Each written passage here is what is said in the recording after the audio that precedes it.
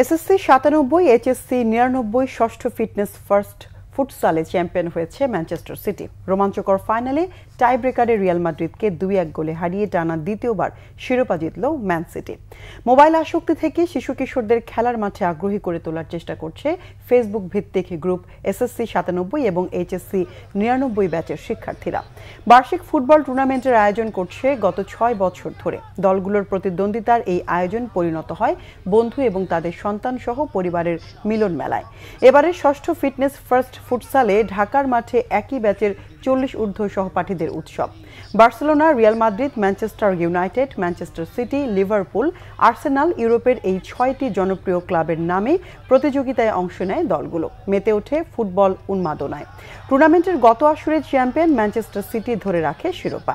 বয়সের ভারে যেন শারীরিক ফিটনেস দুর্বল না হয়ে যায়, বড়দের খেলা দেখে ছোটরাও যেন খেলতে অনুপ্রাণিত হয়, এটাই মূল লক্ষ্য, জানান আয়োজক ও গ্রুপের সদস্যরা।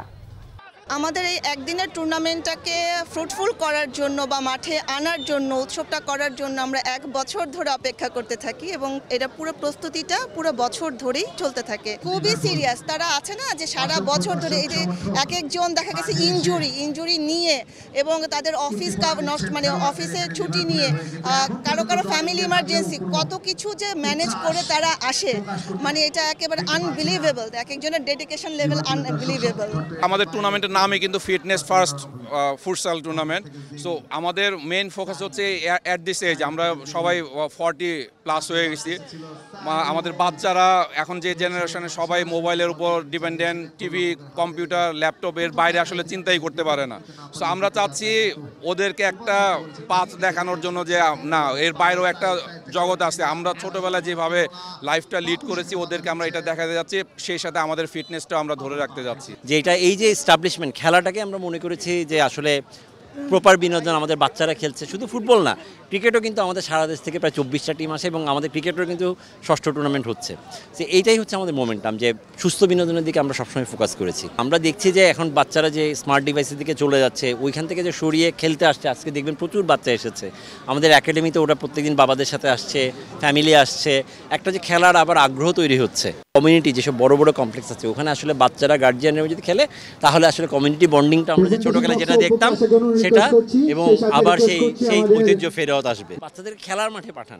মেন্টালিটি অনেক ধরনের ফ্রাস্ট্রেশন, পড়াশোনার চাপ, 1 ঘন্টা খেললে এই পড়াশোনার চাপ আসলে কোনো সমস্যা হবে না, বরং ওদের রিল্যাক্স হবে ফিজিক্যালি, মেন্টালি অনেক বেশি। বিকজ গেম হচ্ছে কি একটা জিনিস যেখানে আসলে দলীয়ভাবে খেলার অনেক কিছু স্ট্র্যাটেজিক ইমপ্লিমেন্ট করতে এটা পড়াশোনার ক্ষেত্রে সুবিধা করবে। আমরা কিন্তু সবাই ব্যাচমেট, আমরা সবাই বন্ধুত্বপূর্ণ সব কিছু, বাট মাঠের ভেতর তারা এতটাই প্রফেশনালভাবে খেলছে, তাদের খেলা দেখতে খুব ভালো লাগে। প্রতি বছর যেটা হচ্ছে এটা একটা দারুণ ব্যাপার, এটা আমরা খুব উপভোগ করি। এটা আমরা বন্ধুরা, আমাদের ফ্যামিলি সবাইকে নিয়ে খুব উপভোগ করি। এটা যাতে সবসময় হয় আমরা সে আশা রাখি। মানে আমরা যারা খেলা নিই তারা সবসময় আমাদের প্লেয়ারদেরকে বলি, মানে আমাদের বন্ধুদেরকে বলি যে একদম টেনশন ফ্রি খেলতে, যে জিততেই হবে এরকম না।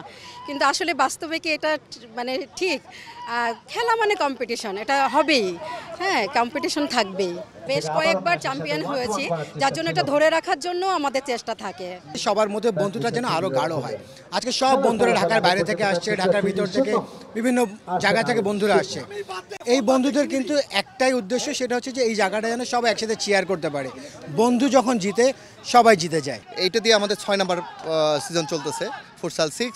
সেখানে আমরা আমাদের বন্ধুদের পাশাপাশি ভলেন্টিয়ার এবং আমাদের অর্গানাইজার সব বন্ধুরাই, এবং আমরা চিনি কাকে কীভাবে হ্যান্ডেল করতে হবে, আমরা সেইভাবে ম্যানেজ করে চলি। কিছু কিছু আমাদের সিকিউরিটি ওইভাবে বাইরে থেকে নিয়েই আমরা পরিচালনা করতেছি।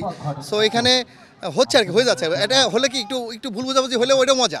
এটা বন্ধুদের ভিতরে এটা এক ধরনের মজা হিসেবে আমরা এই করি। বিভিন্ন ব্যাচে এইসব ইভেন্ট এখন হচ্ছে ফুটবলের, সেইভাবে আমার মনে হয় ইউনিভার্সিটি লিগগুলিও হচ্ছে এবং এই যে ডিস্ট্রিক্ট লিগও হচ্ছে আপনি দেখছেন। এবং আমাদের কারেন্ট ফেডারেশন বোর্ড কিন্তু চেষ্টা করছে যে বিভিন্নভাবে ছেলে মেয়ে নির্বিশেষে খেলায় ফিরে আসুক, সবাই ফুটবল মাঠে থাকুক। কারণ খেলাধুলার মধ্যে থাকলে আমার মনে হয় লাইফটা ফিটনেস হোক এবং অন্যান্য অনেক মানে অপকর্ম থেকে অ্যাকচুয়ালি দূরে থাকা যায়, আমি যেটা বিশ্বাস করি।